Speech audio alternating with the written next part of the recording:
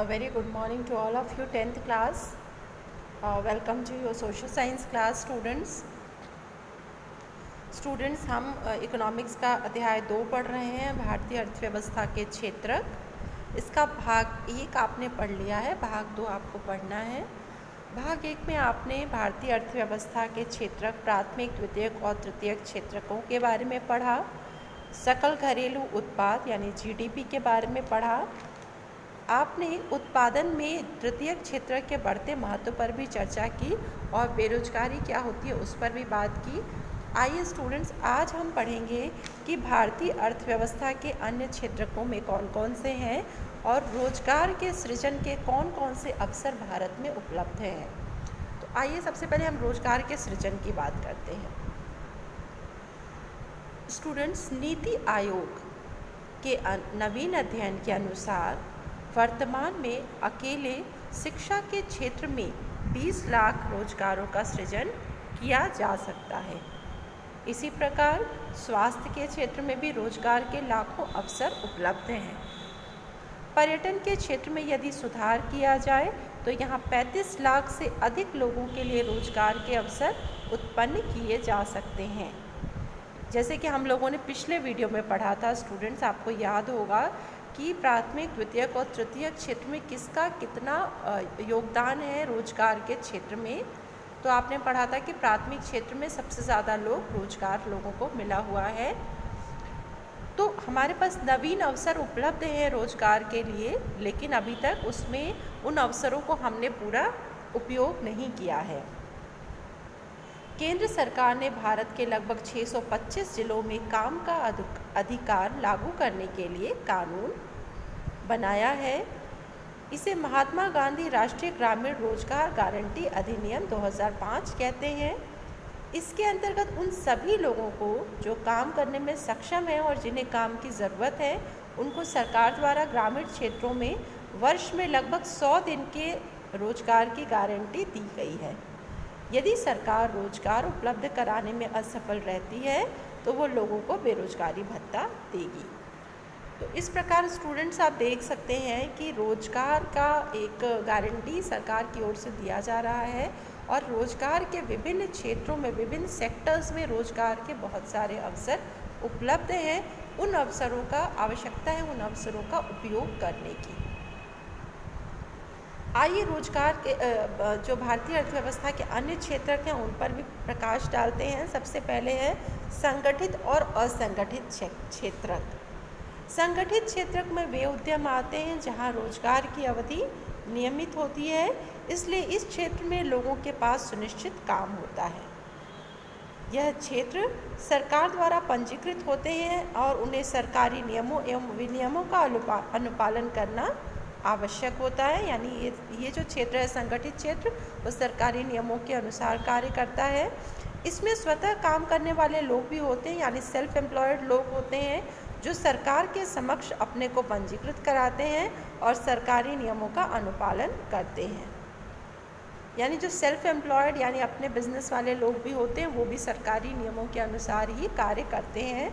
इस क्षेत्र में कर्मचारियों को रोजगार सुरक्षा के लाभ मिलते हैं।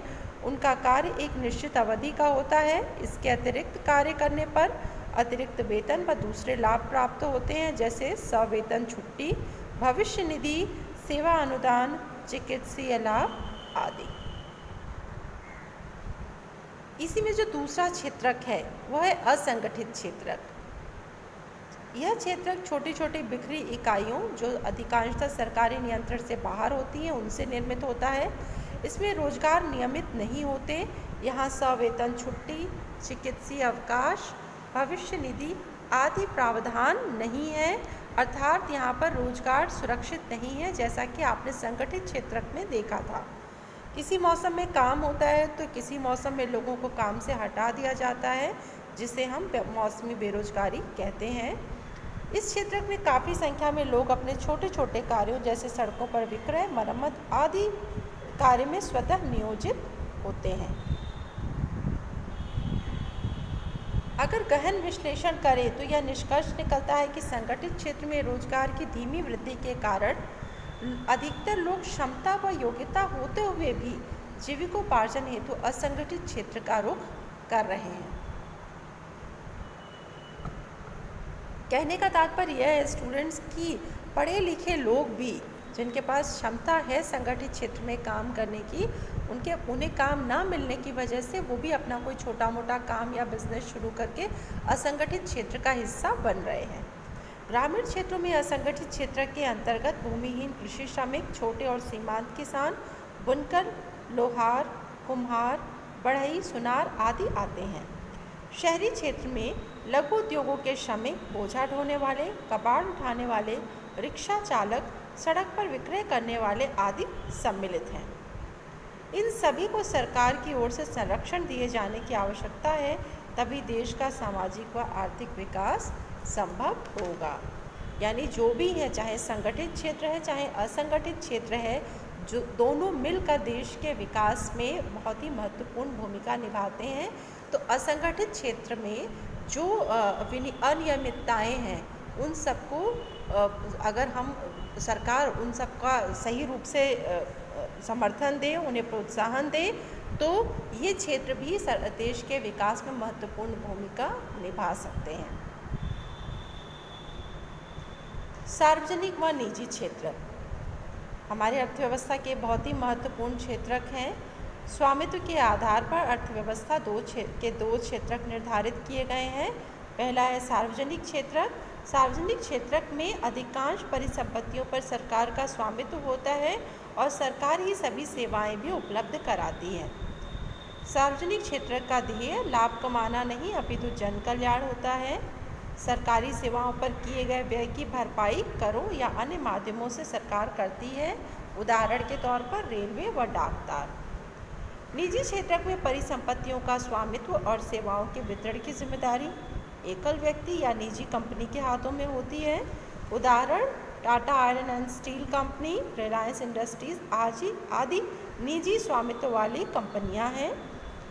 निजी क्षेत्र में जो सार्वजनिक क्षेत्र के विपरीत होता है, यहाँ पर उत्पादन का मुख्य ध्येय लाभ कमाना होता है। कुछ आर्थिक गतिविधियाँ ऐसी भी होती हैं जिनमें सरकारी और निजी क्षेत्र मिलकर काम करते हैं। सरकारी समर्थन व प्रोत्साहन की आवश्यकता होती है। इसमें निजी व सार्वजनिक क्षेत्र के मिलकर कार्य करने के कारण इसे मिश्रित क्षेत्र कहते हैं। तो स्टूडेंट्स, आपने इस पाठ में देखा कि अर्थव्यवस्था के भिन्न भिन्न क्षेत्रक होते हैं, इनके अलग अलग नाम हैं। सब मिलकर देश की अर्थव्यवस्था के जो सकल घरेलू उत्पाद है उसमें अपनी महत्वपूर्ण भूमिका निभाते हैं।